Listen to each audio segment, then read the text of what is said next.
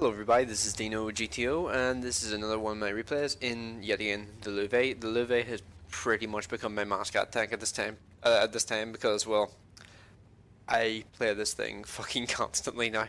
Ever since I did the review and realized how much fun I was having just playing this tank, I've been playing it fucking constantly. I really, really like this tank. And also, this video is going to cover two things at once. It's going to cover, well, the Lowe, the tank, of course, and it's also going to cover like how to play this map on Assault. Now, this map on Assault, as you can see what that VK100 is saying, he's right. He's completely right. If you go across the river and you're attacking, you're going to be annihilated. So that's essentially the gist of what he's saying, and he's not wrong. It took me a while to learn that lesson, but if you attack up here, it doesn't matter if you kill like 9 enemies and there's only 6 left. Those 6, just with this hill here, and with this area here, and the town here, can win on their own. Like versus like I had a situation once where there was 10 of us here. We had killed like 9 of the enemies, so we had nearly a 2-to-1 advantage. And there was 2 tank destroyers here, a light tank, I believe it was like somewhere around here, a light tank or a heavy here, and a tank destroyer here, and they annihilated my team. There were some people tried to cross here to try and get to this guy. This guy here just annihilated them because there was a light tank and I think a heavy over here, and the light tank was just spotting people trying to cross this bridge, and they just got annihilated. Like trying to cross this area here, whenever those people have this position here, which is unbelievably strong, and this position here, which is also unbelievably strong, is just suicide. It does not work. And yeah, that's my first shot of the game into the Carnarvon. Carnarvon, probably the worst tier 8 heavy in the game at the moment. Let's see, what was my bottom 3? I can't remember. Actually, what was my bottom 3 tier 8 heavies? I know the 110 was in there as well, but I'm trying to remember what the other one was, other than the Carnarvon. There is another one that sucks, but I can't think of what it is off that mad. Right, yeah, we're not really talking about that right now, but yeah. This is a tier 10 game, as you can see, because I'm shooting at a tier 124, so yeah. And I think I already put one shot into the T124, I think. So yeah, I'm actually pretty reliably able to snipe his weak point. And honestly, this is the exception rather than the rule, because typically I will not hit the T124 weak point as consistently as this. This is just like raw RNG luck. And I think I even fired a shot. Oh, what, that hit? Okay. Just proving myself wrong even further. Yeah, the E4 is going to be pretty pissed off at me pretty soon. He's not happy that the tier 8 is now basically fucking him up, and he fired HE at me, which I thought was hilarious at the time. I was just laughing because like, how fucking this guy is fucking mad. Oops, sorry, didn't mean to do that. Yeah. I don't blame that guy for getting kind of pissed off because a tier 8 heavy is just basically fucking him up. And I'm not gonna lie, I'm pretty lucky in this situation right now because, well, I have teammates all around me and they're all aggressive. I was aggressive and they all kind of like kept up with me. I'm going to try and track the guy. Didn't really work, so no spotting damage for me on that guy, sadly. Actually, well, I got some spotting damage, but that was after the T82 turned him dash. So now we're in the situation where there's a Panzer 7 down there and the T32 to my left. T32, people underrate that tank so badly. The T32 is really, really strong, and the T28 being back there has basically halted any attempt I can make it in terms of assaulting on this map. Also, the other thing I wanted to cover really in this video is how to play when bottom tier. When playing when bottom tier, it's about to become a lot easier when 9.18 releases, which I'm hoping is this week on the EU. It's already unleashed in the NAS server. It's for some reason I've brain farted and couldn't remember what it was called. But yeah, the NAS server already has it, which is pretty badass. Oh, and the T82 just turned the T28 to dust, which is pretty awesome, which means I can now move forward again. So yeah, what I'm doing here is basically making use of the abilities of my tank. Just making use of the turret, because the turret on this thing here is surprisingly good, especially since they buffed that little area below the mantlet. And I'm also kind of using the gun. I am getting exceptionally lucky with the snapshots on this gun this game, because typically the snapshots on this gun do not work at all, and that was lucky. T32 push shot into the side of my turret. I'm on 340 health. Now is the time where I should probably start being a little more careful, but there's T32 in front of me and I'm kind of just like moving forward. He takes a snapshot there to try and get me, and he misses. Panzer 7 is now dead, which is awesome, and I believe everybody else is just moving in. Basically, the pincer is like closing on these guys, and they're kind of screwed. I spot 261. Nobody ever passes up the opportunity to shoot an artillery piece, so I shot it. There's a VK 100 and an IS-3 remaining, along with an M103. So at this point, I'm going to try and keep my distance, but this is going to be like, that's how good those things, that thing there in particular, that's how good the tier 8 mouse is in terms of armor. At that kind of angle, he bounced my shot. What the hell? Not gonna lie, there's probably some bad RNG involved in that as well, but come on, really?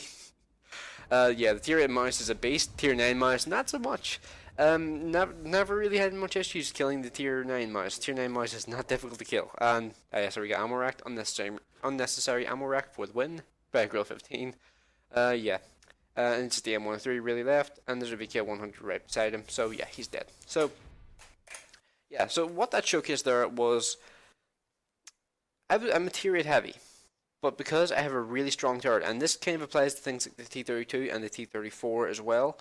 I think there's a couple of others as well. The IS-3 to an extent, but the IS-3 you do need to be careful in terms of gun depression. But this thing and the T34 both have 10 degrees of gun depression, which means they can take advantage of positions like that. And because the enemy team was a bit more passive than they probably should have been, I was able to get to this position and survive. Well, we saw what happened to the Carnarvon whenever he tried to use his gun depression. His turret's nowhere near good enough to try and bounce anything from guns of my caliber.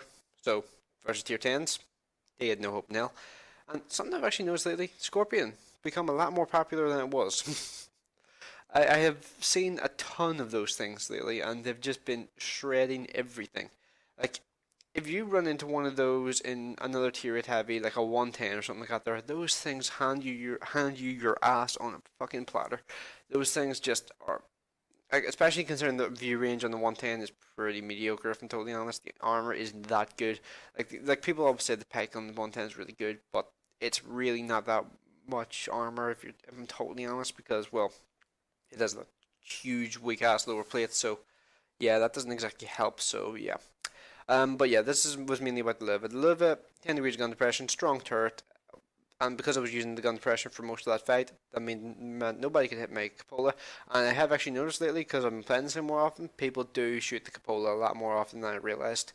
The cupola is only 80 millimeters. It is hard to hit, but if somebody hits it, chances are they're going to pan. So I just feel like I should point that out. And because I have a ton of health in this thing here, I was also able to survive that there.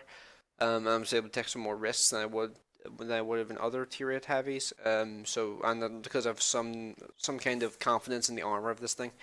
The armor on this thing here is drastically underrated. Like, I think people still treat this thing, even though it's been months and months and months since this thing got buffed, people still don't realize just how good the armor on this thing has gotten.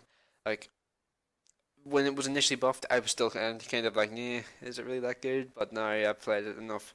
It is definitely very, very good.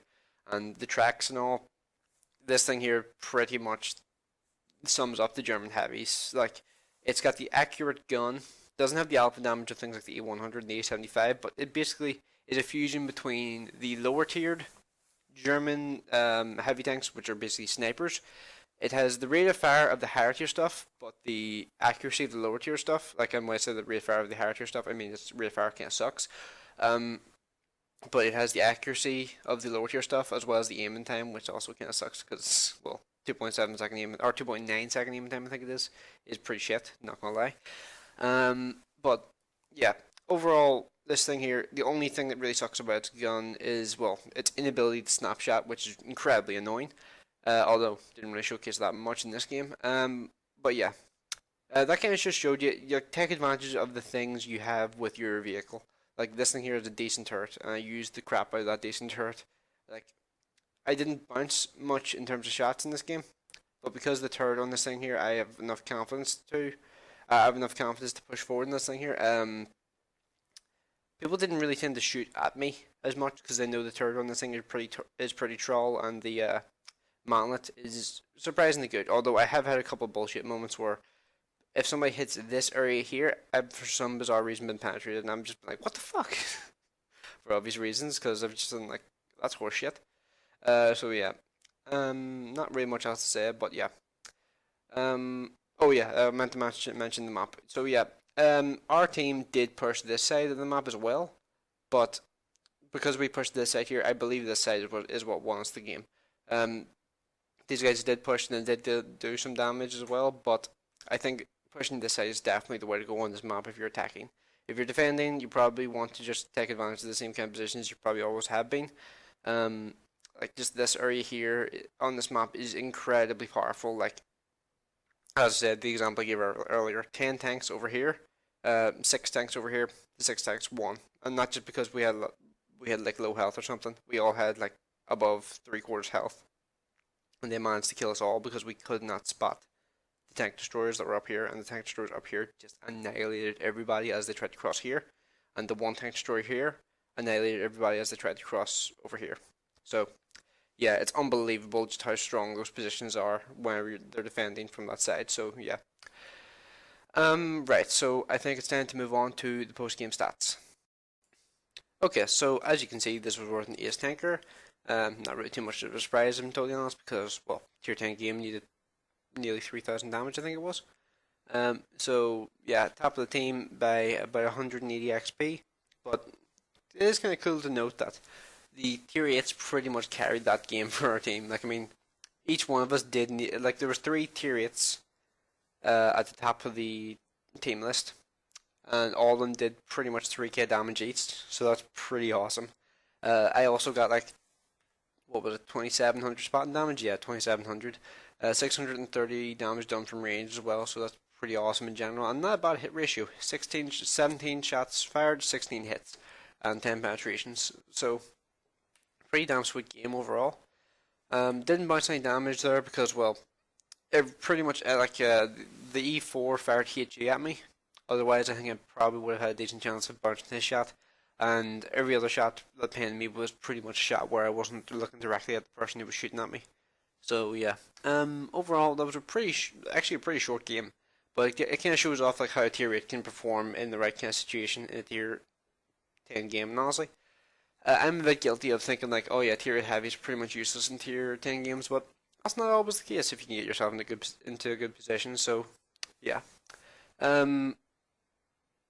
like the more I play this thing, I should just say, the more I wind up liking it. Although I have had some bullshit games, if I'm totally honest. Or I did have one game today where I fired like I think it was like 8 shots at a BK 4502A, and I think 5 of the shots hit either his upfront glacis or his gun mantlet. All of the shots were aimed at the front of the turret, and RNG decided no. But everybody has the games like that there, and you can't really take anything away from the tank just because you had one bad game or one really annoying game as it was. So yeah, right. So I think that's about everything I really need to say. So thanks for watching. I will see you in the next one.